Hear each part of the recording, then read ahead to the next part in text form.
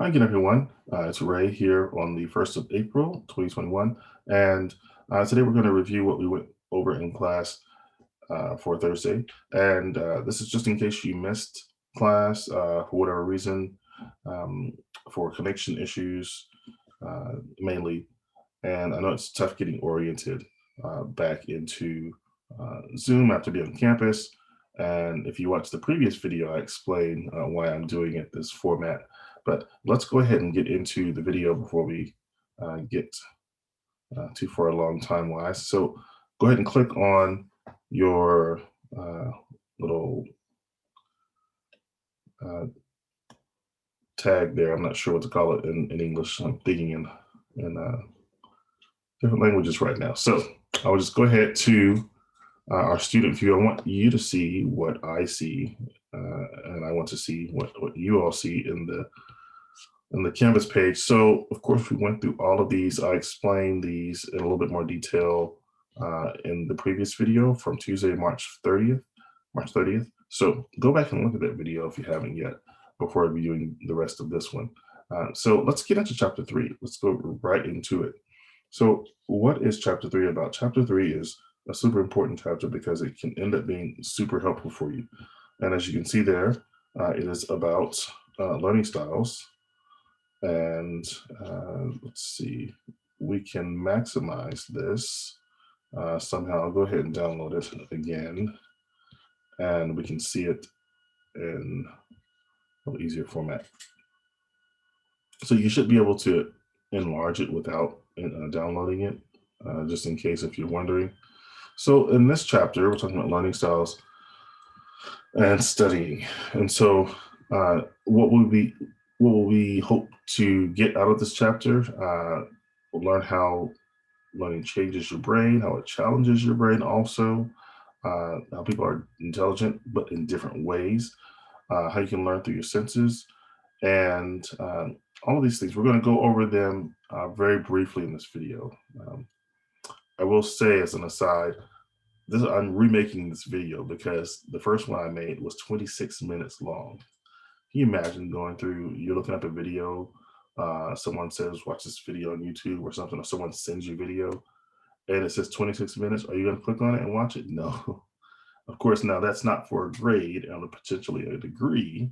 You might do it anyway if it's for a potential degree, but it would be kind of grudging. Yeah. So I'm going to make this a lot shorter. I've just taken up some time with that story, that analogy, but this is not a substitute for attending class. Do attend class. This is just to get you back on the right track.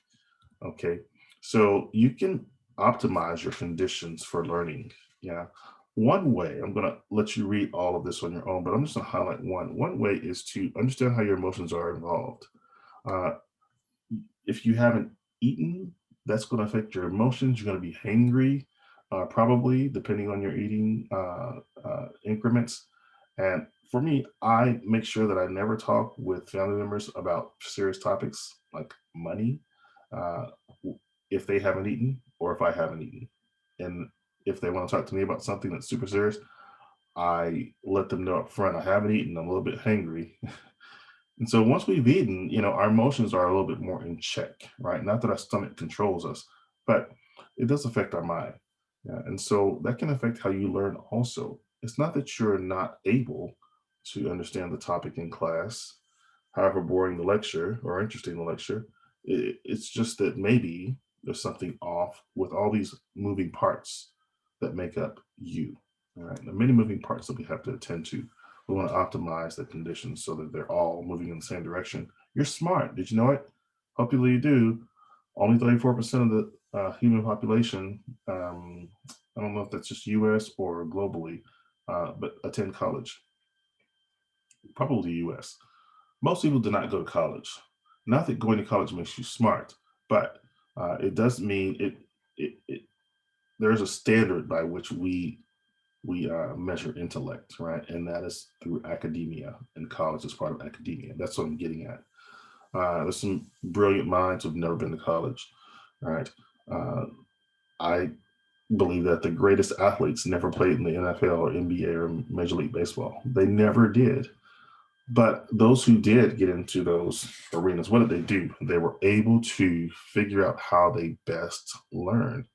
You think about some athletes, they know how to optimize their skills, right? For some, they can stay after a game and shoot three pointers after, a long game. They've just been on the court running up and down for 48 minutes. But for some, they can't. It's not helpful. Right? Repetition is not helpful. They have to be in the moment. So if you learn how you learn, you can optimize your success. So I'm a linguistic kind of learner. That means I'm oral, right? Maybe you're one of these. If you're athletic, you're bodily kinesthetic, definitely. If you're musical, you probably have linguistic also. Those go hand in hand. If you're introverted, you're probably intrapersonal versus interpersonal, as in like internet, it interconnects from outside. And so, uh, yeah, if you're a dancer, you're very spatial oriented, right? And so there are other ways of explaining how people learn and people's learning styles. One acronym is VARC, right? Good old VARC. So um, you could say aardvark or whatever can help you remember it. But this will be on the quiz, I promise you. So your visual, oral, reading, writing, kinesthetic, yes, you're all of those. But one is maybe more prominent than the other. I'm a musician, so I use my eyes to read the music. I use my eyes to look at the piano and to read and write. And I touch the piano, but I'm more oral than anything else. All right. And so I can listen to lectures. I may record something for myself to listen to later. I'll record sessions with my professor so I can go back and listen to it and write down notes. Oral and reading, writing go hand in hand. You may be a mixture of all of these, right? You're not necessarily just one. In our society, we're more visual, yeah, every day, more and more visual every day because of technology. And as we go forward in society, we're going to become more kinesthetic, I believe, because things will be more hands on, just because technology is allowing that. Thinking about Google Glasses or whatever those kind of things are, those types of things. Technology will allow that. So uh, you want to make what you're learning fit your language. When you're taking notes, you may want to go back and write down the notes. Maybe the professor said something and it's like, okay, what did she say? I wrote down this, but it doesn't make sense. We want to go back and look at it and try to put it into your own words. I think I said this in a previous class, maybe not you guys, but if you can talk about it, you are probably ready for the test. Yeah, that's a previous class. So if you're wondering, am I ready for the test? If you can talk about it to someone, talk about it accurately. If you can reword what you've read and do that accurately, it still means the same thing in both your language and the technical book language. And you probably are ready for the test, especially if it's an essay test. It doesn't help to it doesn't hurt to do that to prepare for multiple choice tests as well.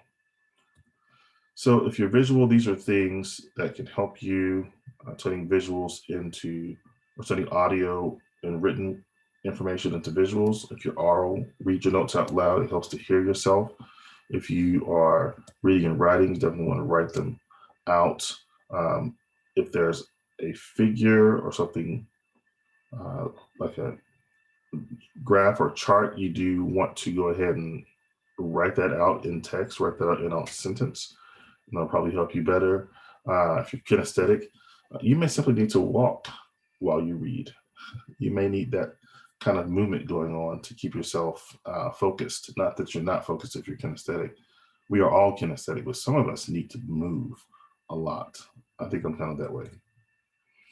So make a plan for yourself based on the knowledge that you have about how you learn best, right? And maximize. Half of life is showing up, by the way. Half of life is showing up. When the heat is on, you can do these things. One of them I'd like to highlight is cramming. It's not ideal, but don't give up in the ninth hour. In the 11th hour, things might get a little dicey and it may be time to shut it down. I go until I can't go anymore, until my brain freezes up. If I have a paper that's due at midnight or 11:59, my brain freezes up at about 11:32. I shut down because I go into panic mode and I can't write anything that makes any sense. And so I try to do things as early as I can, as hard as it may be. And if all else fails, turn in junk. Again, half of life is showing up, and that means turning in your paper, right? Okay, so I want to make this more brief than 26 minutes. We're still doing okay because I don't think we're coming up on 26 minutes, but I don't want to get there. So bear with me as we go through these notes that I tailor make for you guys. And I explained that in the previous video about how I make the notes. But do go through and look at this video about learning styles. Which is your learning style? Yeah, maybe you're multimodal, right? It may not be the learning style of the teacher, in which case you need to translate it into your own learning style. Translate the notes into something that is easier to understand for yourself, right? Once you go back and read the case study for Tammy, you do want to answer these questions, and you can't answer them unless you've actually read the case study. And so where is that? That's here. And you just click on Tammy, and there you go. She will pop up here in a second and read through that. It's about 5 slides talking about Tammy's situation. She's not an oral learner. She's not audio. You can see what she is. You can find out what that is. And she's not reading and writing. This could be Tammy here, yeah, because she's not this kind of learner. See what kind of learner she is by reading the case study. So what do you think about that? Do you have anything in common with Tammy? I'm an oral person. I have something in common with Tammy. I'm a college student. So aren't you a college professor? Well, yeah, I'm finishing my PhD too. So technically I'm a college student also. You have something in common with Tammy. Write about 2 sentences for answer. You'll have to be super deep. Just show me that you've read the material. Same with your plans for change. This applies to you. This is making your plans to actually apply what you read from the slides from the textbook. Okay, so you may be multimodal. You know, don't just get stuck on one. And before you try the Myers-Briggs assessment, which is one of our projects, you can go ahead and try this one. Just click on it, and it will take you here. It's like you, someone like you. There's just 30 of them, right? So go for that, and it can be very helpful for you to learn how you learn best. Last few things I want to talk about are you have an online engagement discussion coming up in a few weeks, 2 weeks, I believe. And immediately you have a quiz coming up. Let me mention the online engagement discussion first. So these are the first few chapters. We've gone through learning styles and study. And next week we'll go through the next 2, managing time, energy, money, and thinking creatively and critically. So you want to post what you think about or something that has gotten your attention from these chapters, using about 50 words. It's about 2 or 3 sentences. There may be 2 or 3 long sentences. You can do more sentences. You can do 5 sentences if you want. But you don't want to just say, they were good chapters. I enjoyed them. That tells me, if you want me to think if you want me to think you didn't read the chapter, that's what you would write. They were good chapters. I enjoyed them. So that's how to get me to think, okay, they're not doing anything. But after you post your statement, your comment, post a question or 2 about something that you're still not sure about. And if you are like 75% sure about it, use the 25% to make us think that you're not sure, right? You just want to put a question out there to engage in an academic discussion.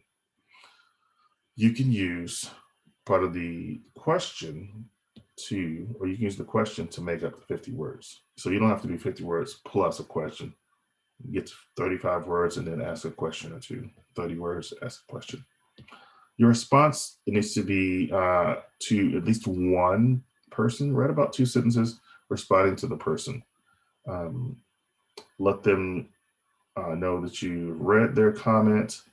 And this is not a debate, so don't debate them. You don't want to necessarily do like Congress. Not everything's meant to be. Everything's not meant to be challenged. Notice the observation. If you agree with it, say why you agree with it. If you disagree with it, be respectful and kind, and say why you don't agree with it. Okay, so quiz one, you want to notice here that there are multiple choice. This is how all the quizzes are. For number one, the answer is not to be with my friends. So I'll say that much. Where are we? We are at Learning Styles and Studying. We just finished that, and the quiz one is due on the 8th of April, not the 5th. So take note of that. And that's all we have for it now. I'm trying to cut this video short, and I hope to see you all in class on next Tuesday. So yes, take care and have a great weekend.